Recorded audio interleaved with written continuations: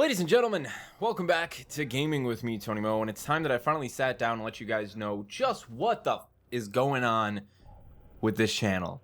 I've made 2 vlogs in the past month, and I apologize for both those vlogs. So, I think they were all right. There was some other discussion stuff in there, obviously talking about Nerys, the puppy that Michelle and I adopted, but I've just been in a mental state of flux for the last month. You know, I bet if you talk to anyone who's coming off of the Titanfall 2 road, if you will, coming off that adventure, that journey, that trip, we made it to the top of the mountain, and we stumbled all the way down, dude. It was a lot of fun. May have broken some bones, but they've mended, and things are good to go now. It's actually something I've been wanting to ask Butterbar Iniquity about, you know, all those guys about, because I mean, things just change, right? It's not that you don't love Titanfall, but it's there's a lot of factors. Let's just put it that way. I couldn't sit here and explain them all and have it make a lot of sense, because some of it's just psychological. We're like, yeah, I time to move on. You know, I built up this audience. I want to make more cool stuff for them outside of Titanfall 2. So where the hell do I go next?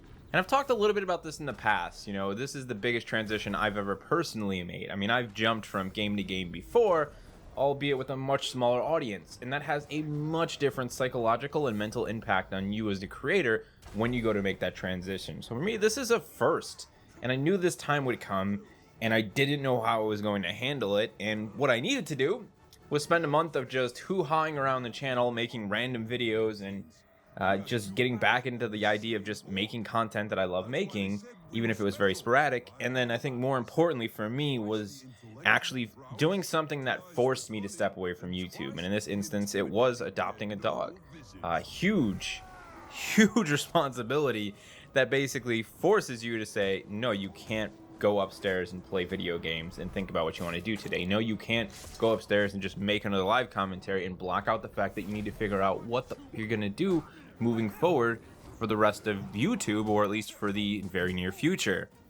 So having Nerys was a good way to force myself out of that, to be able to spend time with her, training her, and to really brainstorm heavily. You know, being able to go outside, play with her, get her hyped up, run around a little bit, and then she'd pass out, takes a nap, and I sit down, pull up my OneNote app, and I start just brainstorming, like, what have I done in the past? You know, what is going to carry forward the most passion for me? That's always my biggest question when it comes to making content. Like, I was able to cover Titanfall 2 as hardcore as I did for such a long time because a lot of passion, man, behind playing that game. And when you're passionate about what you do, it's easy to just settle into that grind and just make awesome content. So I had to ask myself, where do I go next?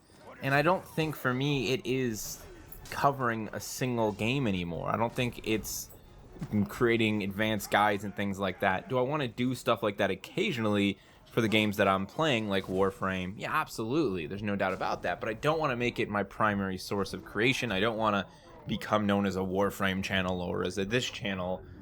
So where do we go next?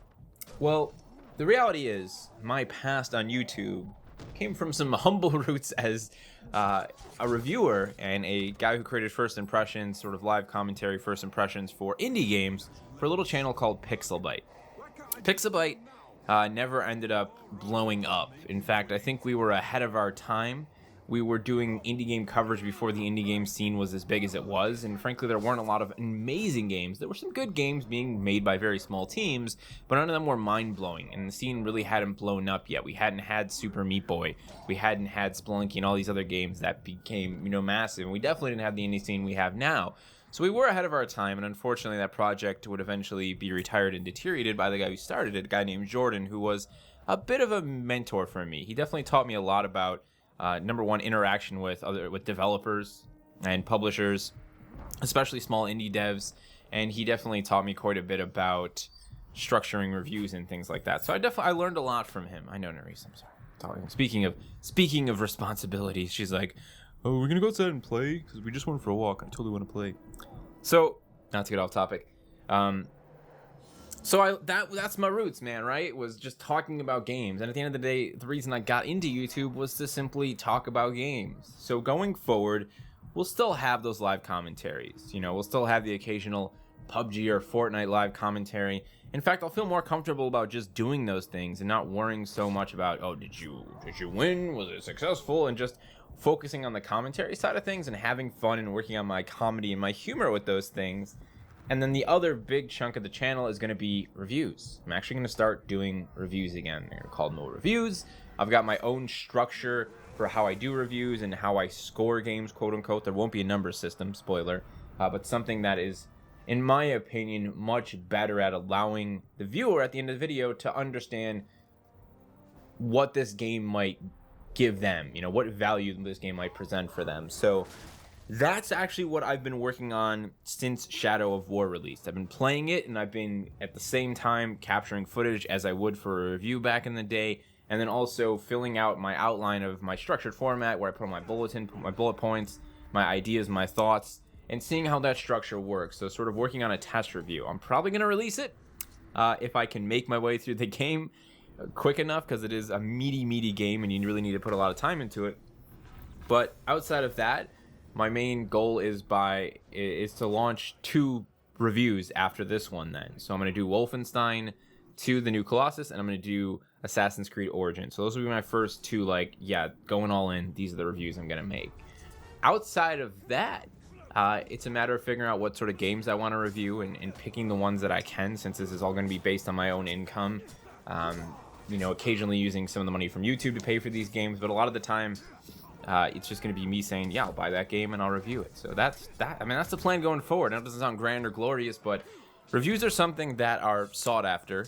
I think each and every day, every second of the day, someone is probably searching for a review for a game that came out, whether it be a week ago or a day ago. And that's always going to be a big thing for me until I can get my hands and be in a position where I can get my hands on review copies early. I'm going to just make a push to make a review on as much of the game as I can possibly play in a reasonable time frame. So not worrying about, the game came out today and now I got to release a review tomorrow, even though I only play 10 hours. No, I want to put in the time. I want to make reviews for people who don't buy the games day one, because honestly, those people, they're not looking for reviews. They bought the game day one, But for the people who sit there and who are hemming and hawing, like people like Stag I talked to on Twitter, who's like, what do you guys think of Shadow of War? Those are the types of reviews that I want to make for the types of people that I want to make this for. Deep reviews that really look at the different structured elements of the game, but that aren't excessively long. I want to keep them around the 15-minute mark. So I'm actually really excited about this. This is one of those things where I feel like it's a direction that I'm happy to go, that I'm passionate about. And at the end of the day, I know I've been fortunate enough to build a really nice audience from Titanfall 2. A lot of you sticking around, just ready to see what I'm going to do next. And that's very much what this type of content is going to be for. The people who are here, who are ready to see what I'm going to do next. Again, still going to be playing Warframe, still going to talk about that, still going to throw in the occasional discussion piece. We'll have a lot of empty space between game releases and between reviews. So I definitely want to make other content that'll always be there, but I want reviews to be the core structured portion of my channel, alongside of, just a mixed bag of other fun stuff, right? But I want that to be the thing that draws people to the channel, I guess you can say. You got to have that main selling point, if you will. What is the thing that brings someone to your channel? What is the content that you make that is very searchable, that is being searched very often? And on YouTube right now, you either clickbait into really shitty humor, you just post a bunch of mashed together montages of people getting kicked in the face with skateboards and with RC cars, or you actually have a personality and that happens to blow up, or again, you make content that's searchable. And when it comes to video game content, that comes really in 2 forms: guides and reviews. People search for those things consistently, far more than they search for Let's Plays, far more than they search for just random randomly titled commentaries. Those are the things that are going to bring people to the channel, your meat, your bread and butter, if you will. And then the rest of the stuff is for you to experiment with. So experimenting with live commentaries, the occasional fun discussion piece, the goofy video here and there. That's what people could potentially stick around for, the stuff that allows you to have fun. My brother and I talk about this sort of thing all the time in the entrepreneurial world, and it's the idea of having a piece of content that is very much that 9 to 5, where you put in so much work that there are times where, no, it's not going to just be pure fun, and it shouldn't, because you're making it your job. And then there's the other content you get to do, you're allowed to do, because that 9 to 5 content brings people to the channel, it even pays some of the bills, and that's where you get to explore your freedom, is outside of that then. So fortunately, in this instance, the 9 to 5 content, much like it was when I did Titanfall, is something that I'm very passionate about, very excited about it. So it's going to make it fun 9 to 5 content. It's gonna make it a fun grind, and I'm really excited to see where it can take the channel going forward. I think it's the perfect fit for the type of person I've always been when it comes to games. People come to me, they know I play a lot of games, they ask me on Twitter, they say, hey Tony, what do you think of this? And Iniquity does it like every time a game releases. Tony, what do you think of Divinity 2? Tony. And I've got friends and family like that, and that's always been me since I can remember, since I was a kid. So feels right. Also, go see Blade Runner, because I saw it last night and it's amazing. Thank you guys so much for listening to me ramble. Yeah, I mean, there'll be stuff on the channel. That's all I can say. You know, it's not going to be this forced release of content every single day. I'm going to put out live commentaries as soon as I can. You know, I mean, again, they're quick and easy. If I can do one of those like every day, I'll be doing them for fun. I'll be doing different games. And then I'm going to keep working in the background on that Shadow of War review, getting that out to you as a test, and game reviews. What I'd really like to ask you guys, I guess, outside of the 3 games I just named, Shadow of War, Wolfenstein, and Assassin's Creed, what game would you like to see me review? You're always welcome to post any recommendations, especially if the game is like a month or 2 months away from release. I would love to hear about it before then so I can look into it, you know, and basically weigh my decisions here. Do I review that game? Because for me, I'm interested in all the games.